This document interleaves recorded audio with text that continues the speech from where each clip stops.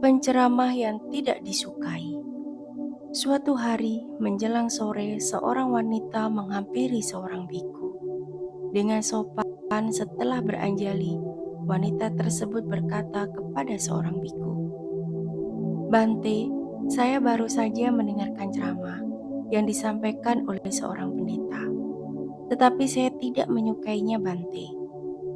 Biku tersebut tersenyum kemudian bertanya, "Kenapa? Apakah ceramahnya tidak menarik?" "Bukan, Bante." "Apakah suasananya tidak nyaman?" "Juga bukan, Bante." "Apakah orangnya jahat?" "Itu juga bukan, Bante." "Kalau begitu, apakah orangnya jelek?" "Tidak, Bante." "Jika demikian, lalu kenapa Anda tidak menyukainya?" "Masalahnya, saya tahu tingkah laku penceramah itu, Bante. Ia tidak pantas jadi seorang penceramah. Tingkah lakunya tidak sama dengan ucapannya. Perilakunya tidak bisa dicontoh, sehingga dia tidak cocok menjadi penceramah, Bante. Itulah sebabnya saya tidak menyukainya." "Saudari, pernahkah Anda membaca buku yang Anda sukai?" "Pernah, Bante." "Pernahkah apa yang tertulis dan yang Anda baca dalam buku itu Anda praktekkan dalam kehidupan sehari-hari?" "Pernah, Bante." "Setelah Anda praktekkan, bagaimana hasilnya? Apakah ada manfaatnya bagimu?" "Iya, Bante." "Selanjutnya, apakah Anda tahu tingkah laku sehari-hari penulis buku itu?" "Nggak tahu, Bante." "Jika ternyata ia seorang yang tidak baik, bagaimana sikap Anda? Apakah Anda tidak akan membaca bukunya lagi, meninggalkan manfaat yang telah Anda peroleh berkat membaca buku tersebut?" Wanita itu sejenak terdiam, selanjutnya tersenyum. "Jika demikian, apakah yang harus saya lakukan ketika saya mendengarkan ceramah dari pandita tersebut, Bante?" Kemudian Bante tersebut berkata, "Jika ada buah yang sangat bermanfaat untuk Anda, sementara buah itu tumbuh dari tumbuhan yang berduri, apakah Anda akan mengambilnya?" "Iya, Bante, saya akan mengambilnya." "Terus, apakah Anda akan mencabut tumbuhan yang berduri tersebut untuk dibawa pulang ke rumah Anda?" "Tidak, Bante." "Jika demikian, dengarkanlah ceramahnya, ambil manfaatnya, dan jangan mencontoh perilakunya." Tidak semua buah yang bermanfaat dihasilkan dari tumbuhan yang mulus tanpa duri, tetapi ada juga buah yang dihasilkan dari tumbuhan yang penuh dengan duri. Ambillah buahnya dan jangan mencabut tumbuhannya, agar tidak terluka karena durinya. Sapi yang malang. Di antara hewan-hewan peliharaan yang paling menderita dan mempunyai nasib yang tidak baik adalah hewan yang bernama sapi. Suatu ketika ada kawanan hewan yang tinggal dalam satu majikan, yaitu sapi, anjing, dan kucing. Pada suatu hari, sapi melihat anjing bermain-main di dekatnya dengan kawanan anjing lainnya. Anjing-anjing itu bermain dengan bebas, lari ke sana kemari penuh kebahagiaan, sebagaimana layaknya anak kecil yang sedang bermain bersenda-guru dengan temannya. Dengan mata sayu, sapi menyaksikan anjing-anjing itu bermain. Dalam dirinya tersembelit pikiran alangkah bahagianya anjing-anjing itu bisa bermain dengan bebas, lari ke sana kemari, bersenda-guru dengan teman-temannya. Mungkin aku juga bisa bahagia seperti anjing-anjing itu, jika aku bisa bebas seperti anjing-anjing itu. Tapi kini aku hidup sendiri jauh dari teman-temanku. Di leher dan hidungku terikat seutas tali.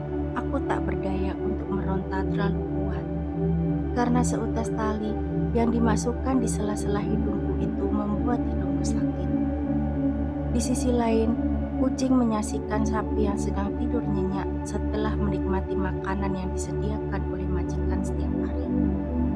Dalam diri kucing juga tersembelit pikiran, alangkah enaknya sapi itu setiap hari makanannya selalu disediakan oleh majikan. Mungkin aku juga akan enak seperti sapi itu, jika makananku juga selalu disediakan oleh majikanku setiap hari. Namun majikanku berbeda memperlakukan aku dengan sapi. Bahkan ketika majikanku makan, aku dilarang mendekat. Jika aku mendekat, salah-salah aku ditendang. Aku hanya bisa melihat dari jauh, menahan lapar, dan menunggu sampai majikanku selesai makan. Dengan harapan untuk mendapatkan sisa-sisa makanan dari majikanku. Tidak sadar hari semakin malam, hujan turun dengan derasnya. Kucing mencari tempat yang nyaman untuk tidur.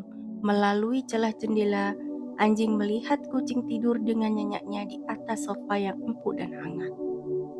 Dalam diri anjing juga tersembilit pikiran alangkah enaknya kucing itu. Tidurnya nyaman di dalam rumah, di atas sofa yang empuk dan hangat. Sementara aku tidur di luar di teras rumah majikanku. Aku sangat kedinginan karena hujan.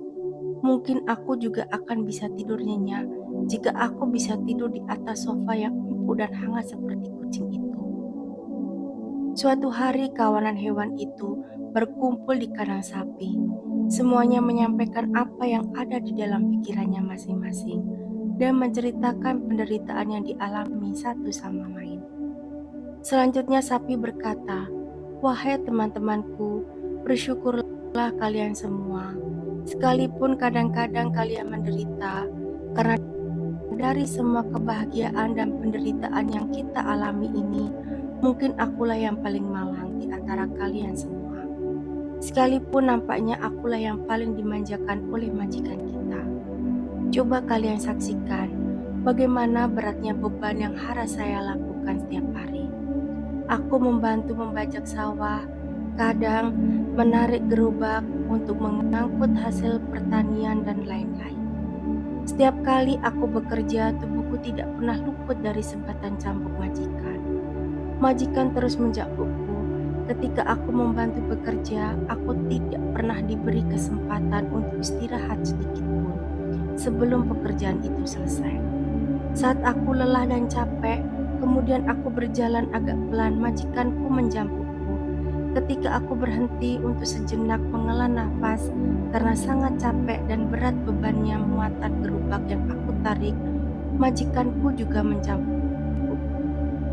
Saat bekerja, seringkali aku tidak diberi kesempatan untuk menghilangkan lelah sedikit pun. Sekalipun badanku sangat lelah, letih dan capek, aku tetap bekerja membantu majikan. Aku tak berdaya untuk menolaknya. Dan pada akhirnya, jika aku sudah tua dan tenagaku semakin berkurang, aku akan dijual selanjutnya, diserahkan kepada para penjagal untuk disembelih. Dagingku akan dimasak dan dimakan bersama-sama. Itulah aku. Sekali lagi aku katakan, bersyukurlah kalian semua. Tidak mempunyai nasib seperti aku. Biarlah semua itu akan kujalani sendiri dengan hati tulus untuk membantu. Karena tidak ada gunanya aku menangis, teriak keras dengan penuh kesedihan karena majikan. Tidak akan pernah mendengar dan tahu akan kesedihanku. Kalau toh benar majikanku tahu akan kesedihanku, tetap aja majikanku tidak akan melepas dan membebaskanku tanpa disadari. Mata kucing memerah berkaca-kaca, bibirnya bergetar menahan tangis atas penderitaan berat yang dialami oleh temannya sapi selama ini.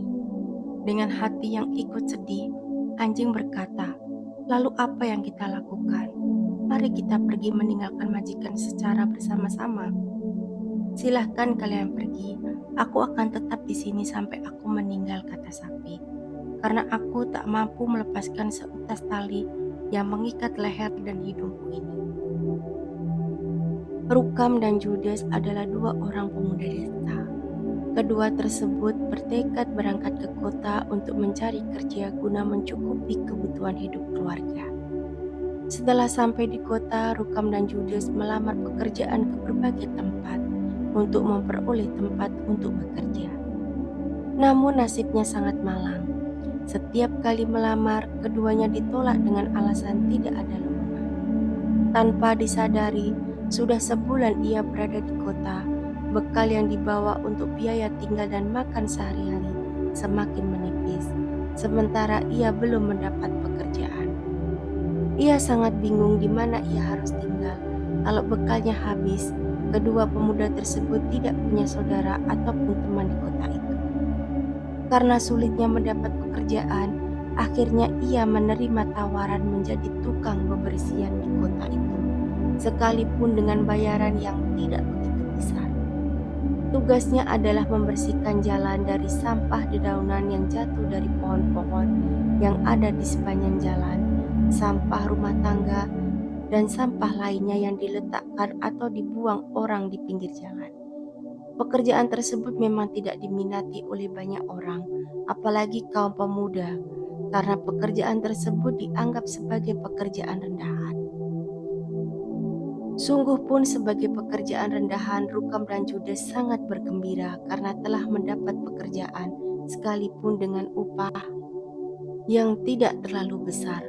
Keduanya setiap hari melaksanakan pekerjaan dengan tekun dan rajin dan sabar.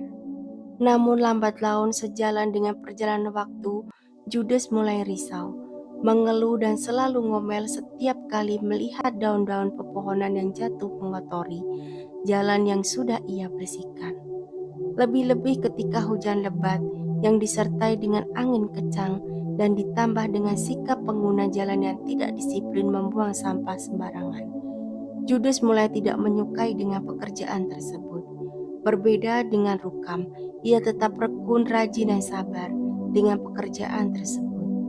Judas diam-diam berencana untuk mematikan semua pohon yang ada di pinggir jalan tersebut. Namun rencana Judas diketahui oleh Rukam. Dengan tenang, Rukam bertanya, "Judas, mengapa Anda berencana ingin mematikan semua pohon yang ada di pinggir jalan itu?" Judas terkejut dengan pertanyaan itu. Dari mana ia tahu rencanaku? Dengan tegas ia mengatakan, "Biar kita nggak capek membersihkan sampah setiap hari," jawab Judas.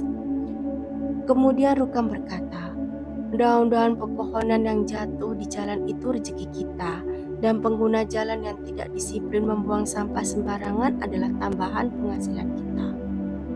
Kemudian Judas berkata dengan wajah kesal, "Sampah ya tetap sampah, dan semua itu membuat kita menjadi sangat capek untuk membersihkan setiap hari.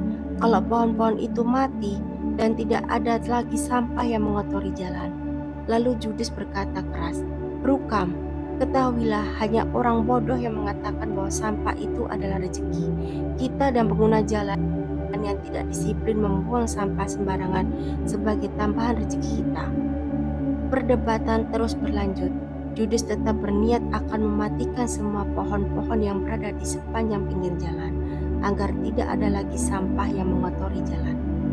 Rukam tetap melarangnya dan mengatakan, "Kita harus berterima kasih kepada pohon-pohon tersebut yang telah memberi pekerjaan kepada kita. Karena dengan adanya pohon-pohon tersebut, kita dapat pekerjaan dan bisa memperoleh rezeki sampai hari ini.